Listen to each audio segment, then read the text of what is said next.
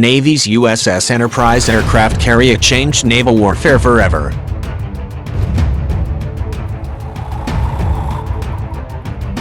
The USS Enterprise, hull number CVN-65, was officially decommissioned back in 2017, which means it is no longer officially on the Navy's register. The ship was actually transferred to inactive status in 2012, when preparations began to dispose of its nuclear reactor.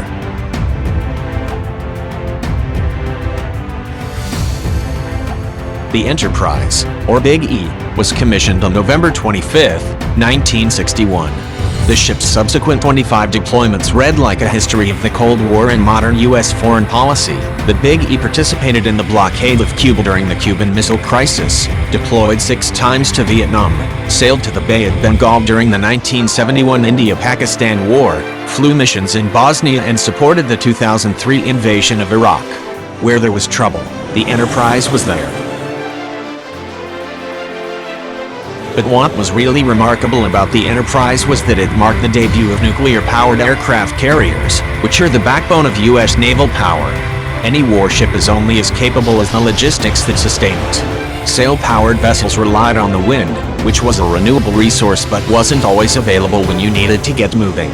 The switch to coal propulsion by World War I offered more reliable power, but coal was bulky and required large crews to shovel it into the engines, as well as nearby bases for replenishment.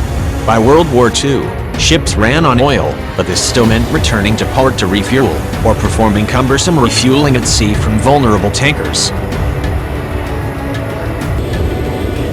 However, the nuclear reactors on U.S. aircraft carriers are designed to be refueled every 25 years. That doesn't spare carriers from the need to dock for maintenance, and they still need ammunition, food, and rest for the crew. But at least it gives nuclear-powered ships more time to stay at sea. Plus, nuclear fuel generates tremendous energy relative to the small amount of space it takes up. As the Heritage Foundation puts it, the high density of nuclear power, that is, the amount of volume required to store a given amount of energy, frees storage capacity for high-value, high-impact assets such as jet fuel, small craft, remote-operated and autonomous vehicles, and weapons. When compared to its conventional counterpart, a nuclear aircraft carrier can carry twice the amount of aircraft fuel, 30% more weapons, and 300,000 cubic feet of additional space, which would be taken up by air intakes and exhaust trunks and gas turbine-powered carriers.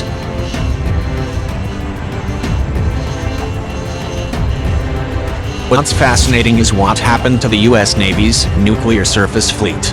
In addition to carriers, the Cold War Navy had nuclear-powered cruisers. The USS Long Beach, history's first nuclear-powered surface ship, was commissioned just 2 months before the Enterprise. But no more. By the late 1990s, the Navy's only nuclear-powered warships were aircraft carriers and submarines.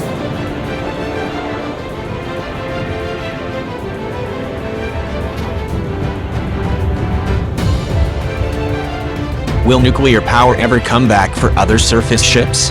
A 2010 Congressional Research Service study points out a few advantages were the Navy to again embrace nuclear surface ships such as cruisers. On the plus side, nuclear-powered ships can remain on station longer, need to devote less space to carrying fuel and, while more expensive to build, they are cheaper to maintain relative to oil-fueled ships depending on the price of oil.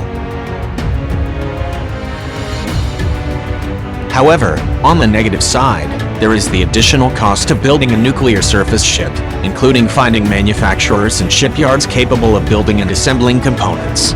Some nations may not allow nuclear-propelled vessels to dock in their ports, which complicates logistics and diplomacy. And, of course, there is the specter of the atom. Despite the U.S. Navy's remarkable safety record with nuclear propulsion, there is always the chance of terrorism or accident.